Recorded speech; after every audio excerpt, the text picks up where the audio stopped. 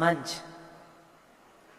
આજ સુધી દીકરાની ભૂલ પર કદાચ બાપ બે તમાચા જાહેરમાં મારી દે ને, પણ દીકરીની ભૂલ થાય ને તો બાપની આંખો નીચી થાય. એ મારી ન શકે, ન કંઈ કહી શકે, પણ મનમાં જે પીડા થાય ને એ તો માફ ન કરી શકાય એવી હોય છે. હથેળીમાં પગ મુકાવીને ઉછેરેલી દીકરી હોય એ નાનકડી ભૂલ કરે અને આખા કુટુંબ પર આફત આવે, ભાગી જાય. હમણાં કન્યા છાત્રાલયોમાં હું એક આખો પ્રવાસ કરી આવી અને મેં છોકરીઓને કહ્યું, મને બહુ એ વાત લાગે છે અત્યારના સમયમાં કે ગોગલ્સ પહેરતો હોય ને, ચશ્મા પહેરતો હોય ને, સ્માર્ટ હોય ને, આમ ચાવી ગુમાવે ને, મોટરસાયકલ પર આવે ને, આપણને એમ થાય કે આ તો હવે સલમાન પછી આનો જ નંબર આવશે.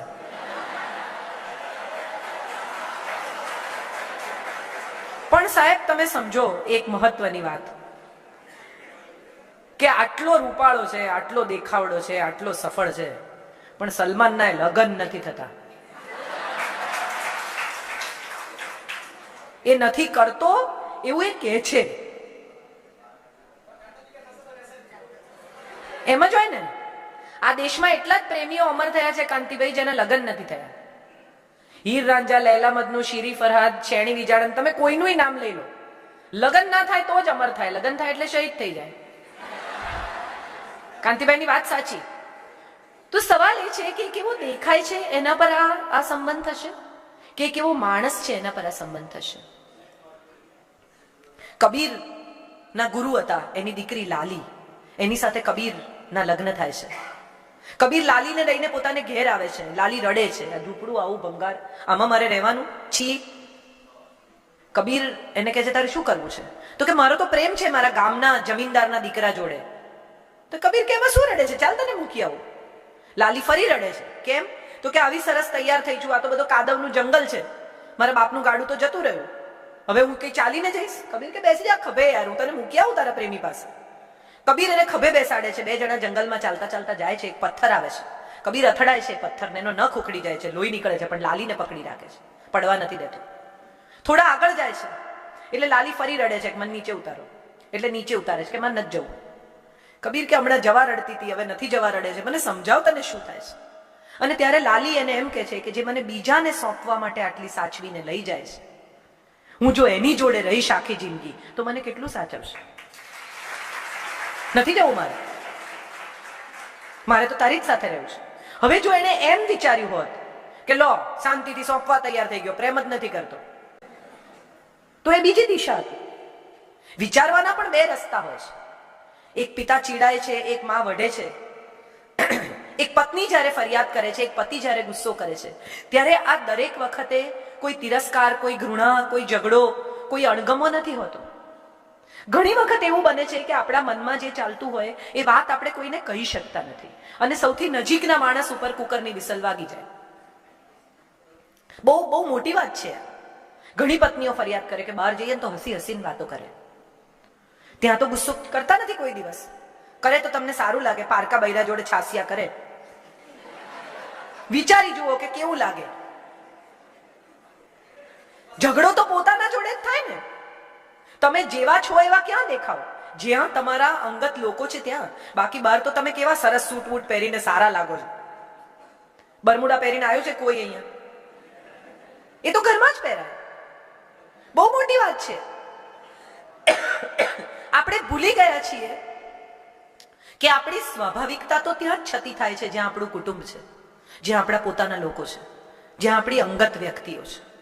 એટલે જો આપણા પર ગુસ્સે થતા હોય, આપણા પર નોર્મલી વર્તતા હોય, આપણી પત્ની ફરિયાદ કરતી હોય, આપણા સંતાનો પણ આપણે ગુસ્સે થતા હોઈએ, તો માનજો કે હજી એ અંગત સંબંધ અકબંધ છે, હજી એ પ્રેમ એમનો એમ છે.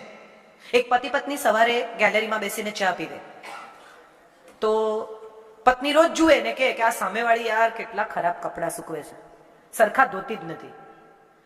રોજ એ લોકો ચા પીવા બેસે ને પેલા બેનનો કપડાં સૂકવવાનો સમય રોજ કે આ યાર રોજ કેટલા ગંદા કપડાં ધુએ છે, એને મારે પાવડર આપવો જોઈએ, એને મારે આમ કરવું જોઈએ, એને મારે બ્રશ આપવું.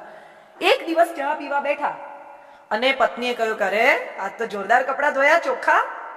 કેમ બેન? મનોમન. ત્યાં એને નહીં તો જામે. એટલે પતિએ ધીમેથી કહ્યું કે એકચ્યુઅલી છે ને મેં આપણો કાચ સાફ કર્યો છે.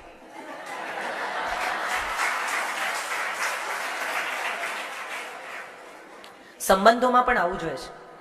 સામેવાળાના કપડાં કદાચ મેલા ન હોય, આપણો કાચ કાળો હોય, એટલે કાચ સાફ કરવો, પછી નક્કી કરવું કે સામેવાળાના કપડાં મેલા છે કે નથી. એક છેલ્લી વાત કહીને મારી વાત પૂરી કરું, મારે નીકળવાનું છે. મને બહુ મજા આવી હોત તમારી સાથે વાત કરવાની, પણ થોડો મોડો આ કાર્યક્રમ શરૂ થયો, મારે આગળ બીજા કાર્યક્રમ છે, સો સોરી. પણ એક છેલ્લી વાત મને બહુ જ તમારી સાથે શેર કરવી છે.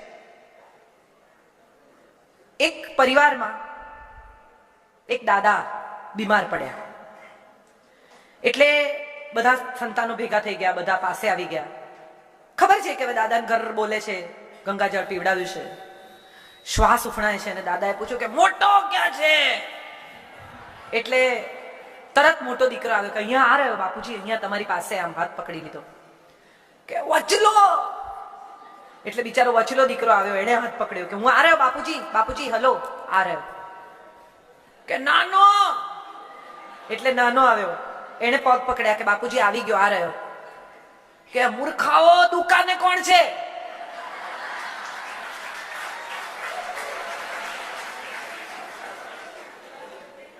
અંત સમયે 3 સંતાનો એમની પાસે છે, એમનો હાથ પકડીને એમની નિકટ ઉભા છે.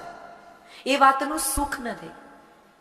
જે દુકાન એમણે મૂકીને જવાની છે, જે દુકાન સાથે એમને કોઈ નિસ્બત હવે થોડી ક્ષણો પછી રહેવાની નથી, એ દુકાન પર કોઈ નથી, એની એમને ચિંતા છે. આપણે બધા જ કદાચ આવી જિંદગી જીવતા થઈ ગયા છે. જે આપણું નથી એમાં આપણી સંપૂર્ણ શ્રદ્ધા છે, એમાં આપણો સંપૂર્ણ રસ છે, એમાં આપણું સંપૂર્ણ આકર્ષણ છે. કેટલા બધા લોકોને અભિભૂત થઈ જાય કોઈ અંગ્રેજી સારું બોલતું હોય તો.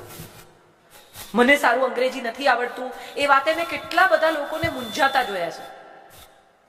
દુખી તો ત્યારે થવું જોઈએ જ્યારે આપણને સારું ગુજરાતી બોલતા ના આવડે. એ આપણી ભાષા છે. સારું ફ્રેન્ચ બોલતા ના આવડે તો કોઈ દુખી થાય છે, સારું જર્મન બોલતા ના આવડે તો કોઈ દુખી થાય છે. તો અંગ્રેજીમાં એવું શું દાટ્યું છે કે આપણને અંગ્રેજી ના આવડે તો દુઃખ થાય? એવા કેટલા લોકો હું તમને બતાવું તમારા જ પરિવારમાં, તમારા જ સમાજમાં, કે જેને અંગ્રેજી નથી આવડતું અને એને કરોડો રૂપિયાના દાન કર્યા છે. શું ફરક પડે છે? લઘુતા ગ્રંથિમાંથી નીકળીને કદાચ હવે આપણે આપણા ગુજરાતીપણા, આપણા પાટીદારપણાને ઉજવવાનો સમય શરૂ થયો છે. અને એ એટલા માટે ઉજવાવું જોઈએ કે આ સિસ્ટમ તમે ચાલુ રાખી છે. આ છાત્રાલયો, આ સ્કૂલો, કેટલું દાન, હોસ્પિટલ્સ, તમે જુઓ કેટલું કામ થાય છે. અને આ જે કામ થાય છે એ માત્ર સમાજ માટે નથી. તમારી હોસ્પિટલ્સમાં, તમારી સ્કૂલ્સમાં એવું ક્યાંય નથી કે માત્ર પટેલ છોકરાને પ્રવેશ મળશે. તો આ જ કુટુંબ છે. સર્વેને સ્વીકારીને આગળ વધતા રહેવું, એ જે નિયમ પહેલેથી દાખલ થયો, એ જ પાટીદારનો કે એ જ વિશ્વનો નિયમ છે. કુટુંબ એ કોઈ 4 માણસથી બનતું, 8 માણસથી બનતું, 15 માણસથી બનતું કોઈ નાનકડું યુનિટ નથી. તમારા કુટુંબમાં તમે જેટલા લોકોને સમાવવા માંગશો એટલાને સમાવી શકશો. સવાલ માત્ર એટલો છે કે એકબીજા પરત્વે કાળજી હોય, એકબીજાની ચિંતા હોય, એકબીજા માટે માન. કેટલા બધા લોકોને હું એવા જોઉં છું કેમ કે મારી સાથે ખરાબ રીતે બોલે, પણ તમે કઈ રીતે વાત કરો છો એ પણ સમજવાની વાત છે. સૂરજ ખોટો, પહેલો જ કાળી 5 હોય એટલે એમને કાળી 7માં જ જવું પડે, બીજો એમની પાસે રસ્તો જ નહીં. બહુ મજાની વાત છે સાહેબ, આપણે બધા અપ્રુવલની સોસાયટી પર જીવતા થઈ ગયા છે. બીજા કે તો સારા, બીજા કે તો પૈસાવાળા, બીજા કે તો સોફિસ્ટિકેટેડ, બીજા કે તો રૂપાળા, બીજા કે તો સ્ટાઇલિશ. અને એનો સૌથી મોટો દાખલો એ છે કે આપણા ઘરના ઉત્તમ કાચના વાસણો બીજા લોકો માટે છે. આપણે કોઈ દિવસ જાતે સારી ક્રોકરી કાઢીને જમ્યા છીએ? એક ભાઈ, તમે તો બધા જમીન સાથે જોડાયેલા લોકો છો, તમને ખબર છે કે ખાતર કાઢવું ખાડામાંથી એ કેટલું અઘરું છે. હાથ બાદ બળે, ગરમી લાગે, માનસિક ત્રાસ થાય. જેને કાઢ્યું હશે એને ખબર હશે, નવી પેઢીને તો કદાચ નહીં ખબર હોય, પણ ખાતર કાઢવું કેટલું અઘરું છે. વાહ. તો એક ભાઈ બિચારા ખાતર કાઢીને ઘેર આવ્યા. એની પત્નીને કે જમવાનું પીરસ, એટલે પત્નીએ જમવાનું પીરસ્યું જૂની થાળીમાં, જે રોજિંદી. એટલે એણે કહ્યું કે ભંગાર થાળી મને નહીં આપવાની, સારી થાળીઓ નથી ઘરમાં? તો કે છે ને, પણ મહેમાન માટે રાખી છે. એટલે એણે થાળીનો ઘા કર્યો. સાહેબ મગજ ગયું એનું એવું. એક તો ગરમી લાગેલી, થાક લાગેલો, ભૂખ લાગેલી, અને એમાં ગંદી થાળી પત્નીએ મૂકી કે ખાતર કાઢવા મહેમાન આવે છે, આ રોટલો તારો મહેમાન લાવે છે, આ વીજળીનું બિલ તારો મહેમાન ભરે છે, લાવ સારી થાળી, હું કમાઉં છું, મને સારી થાળી આપ. આપણે બધા જ દેખાડામાં કેવા પડી ગયા છીએ. કોઈ આવવાનું હોય તો કપડા બદલીએ. શેને માટે?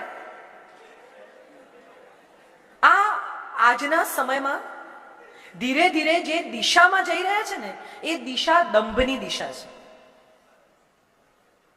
નવો આરંભ કરવાનો છે, દંભ ભૂલી જવાનો છે. છોકરાઓને પાસબુક નહીં આપો ને તો ચાલશે, પણ એમને શ્વાસબુક જરૂર આપજો. એમને શીખવજો કે સુખી થવું એટલે પૈસા ભેગા કરવા નહીં. ઓછા પૈસામાં નાનકડું ઘર હતું ત્યારે વધારે પ્રેમ હતો. હવે કોણ કયા રૂમમાં છે ને એ જ ખબર નથી. બધા પોતપોતાના ટીવી જુએ છે. એક રસોડે જ્યારે બધા જમતા હતા એક જ સમયે, ત્યારે કેટલી બધી વાતો થતી હતી. હવે બધાના જમવાના પોતાના સમય છે.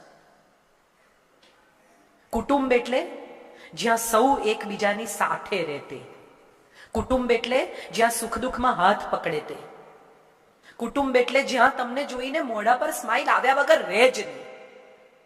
કુટુંબ એટલે સુખ, શાંતિ, સ્નેહ અને સમર્પણના પાયા પર ઉભેલો એક પરિવાર. મકાન નહીં, એડ્રેસ નહીં, દિવાલો નહીં. અને સાહેબ એક છેલ્લી વાત કહી દઉં કે દિવાલ છે ને ત્યાં જ ધરતીકંપનો ભય છે. ખુલ્લા મેદાનમાં ધરતીકંપ આવતો જ નથી. તમે મેદાનમાં ઉભા હો ને તો ગમે એટલી ધરતી ધ્રુજે, તમને કંઈ નહીં થાય. પણ જો તમે દિવાલમાં ઉભા હશો તો ભય લાગશે કે હવે પડશે. દિવાલો રહેવા દો, મેદાન ખુલ્લું કરી નાખો. જેટલો પ્રેમ જાતને કરો છો ને એટલો જ પ્રેમ જો બીજા બધાને કરી શકશો ને તો જગત તમારું કુટુંબ બની જશે. બહુ આભારી છું તમારા બધાની કે આવી તક આપી, આવી રીતે તમારી સાથે વાત કરવાનો સમય મળ્યો. મને સમય ઓછો પડ્યો, તમને પડ્યો જશે એવું માનું છું. બેન જાઓ એવું કોઈ કહેતું નથી એટલે માનું છું કે ઓછો પડ્યો હશે. ફરી પાછી ચોક્કસ આવીશ. 4:30 નીકળવું હતું, 4:45 થયા છે. મારે હજી હિંમતનગરથી આગળ જવાનું છે. પણ ફરી એકવાર તમારા સૌનો આભાર, તમને સૌને પ્રણામ. જગતના પિતા એવા તમે સૌ જે જમીન સાથે જોડાયેલા છો, તમારા મૂળ ઊંડા છે માટે તમારા વૃક્ષો ઊંચા થયા છે.